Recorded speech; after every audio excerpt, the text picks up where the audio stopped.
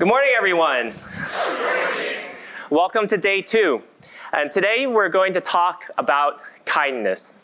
And I thought I'd open with nonverbal communications of kindness. So why are nonverbal communications important? They're important because that's how we know that our pets are ready for a belly rub. Nonverbal communications are around us all the time, and they impact how we feel about one another. Imagine, for example, a time when someone has said something, but their body language didn't quite align with the words coming out of their mouths. You may have felt that something was a little bit off, and as a result, you didn't trust what they were saying. Body language is incredibly important to establish authenticity. Today, I'm going to talk with you about a few different forms of nonverbal communication, but a word of warning first. A little learning is a dangerous thing by Alexander Pope. I only have 15 minutes here today, so I can only teach you so much. Thus, consider this to be an introduction and not the final destination. So, what are our learning objectives for today?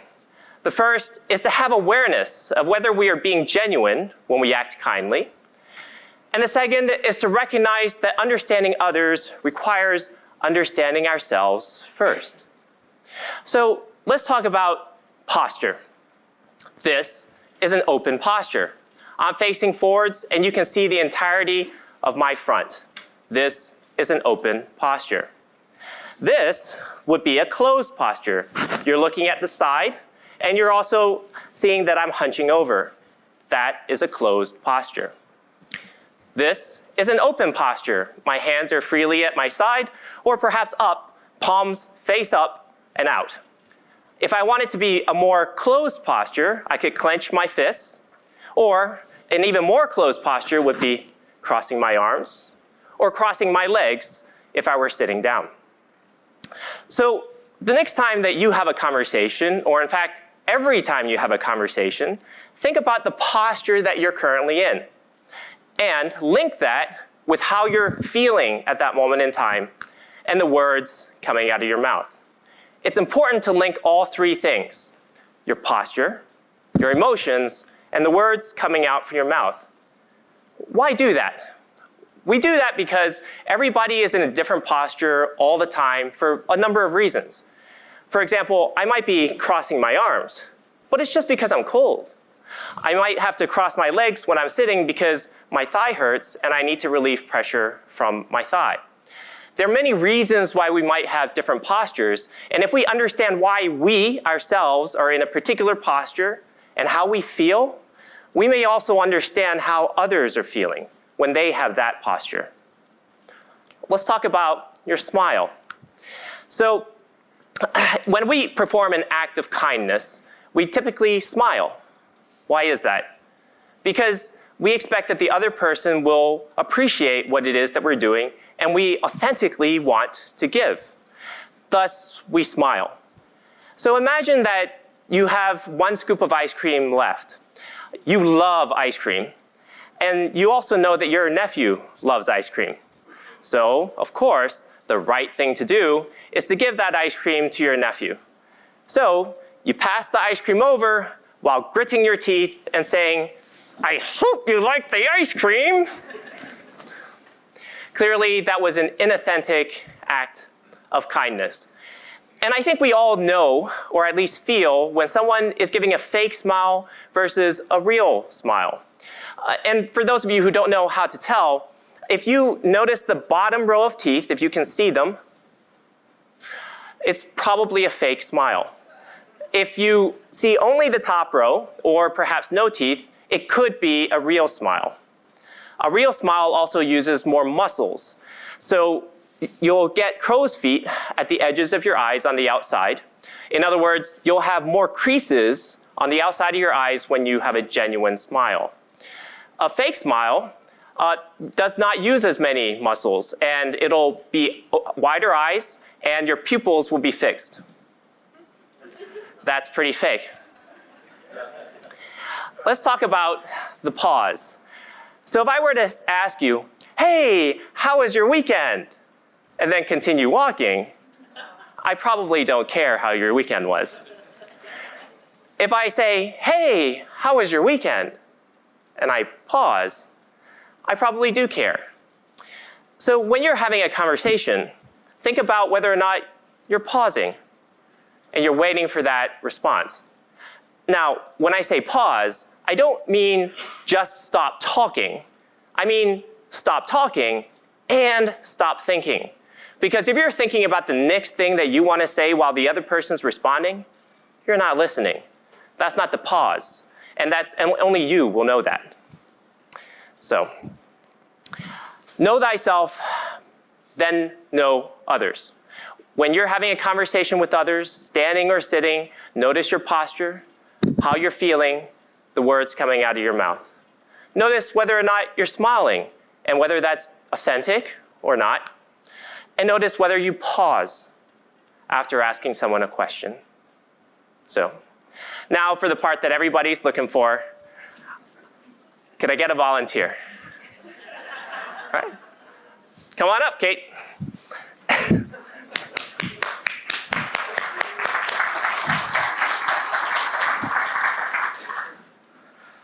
All right, we'll get you in front of this microphone and make sure it's at the right height for you. All right, Kate.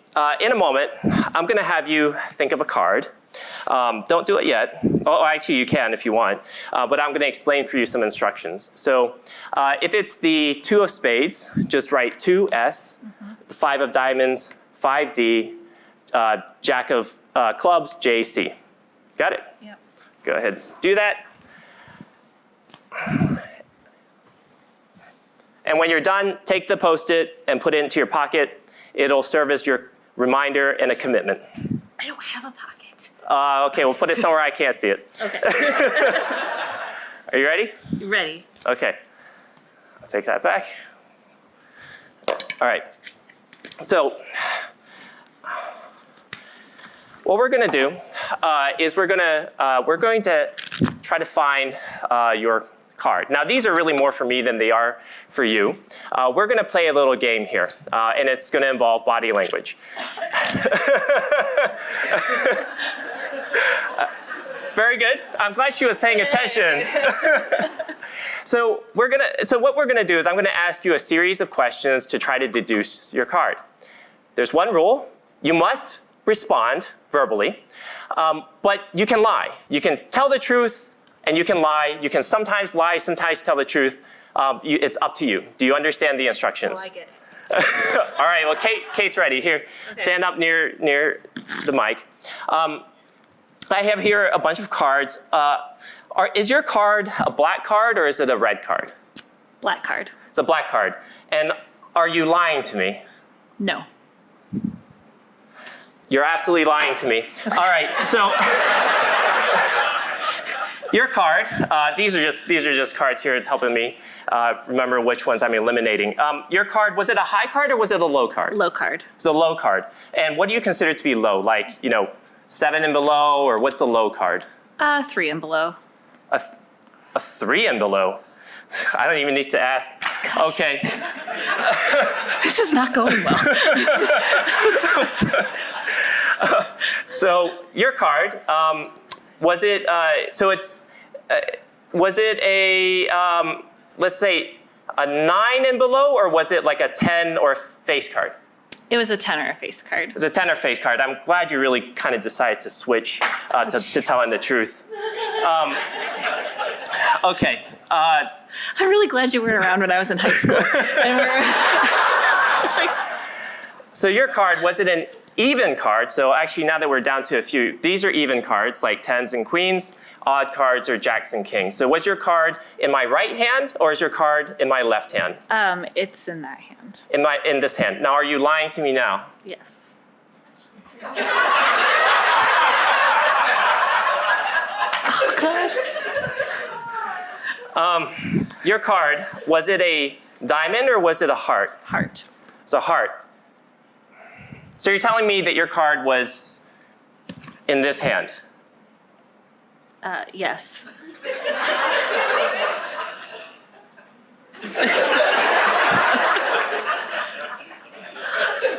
I think I'm more nervous than you are right now.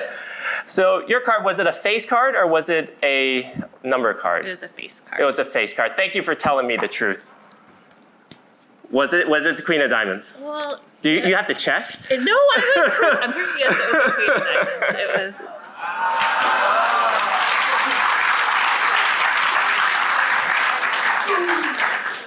Yes. So you get a Gary Chan Deluxe Magic Kit. Let that. This is amazing. I hope you enjoy it with your children. I will. Hey, Gary, does this mean we're not going to Vegas together anytime soon? Is that where... You're going to go with me on stage. Yes. Hey, thank you very much.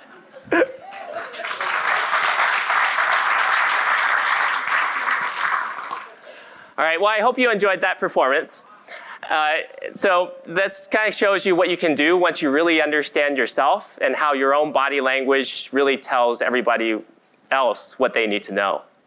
So just a quick favor, if you enjoyed what I did, please search for me on Google, Gary the Mentalist, St. Louis, and leave me a review. I look forward to seeing you at the rest of the conference.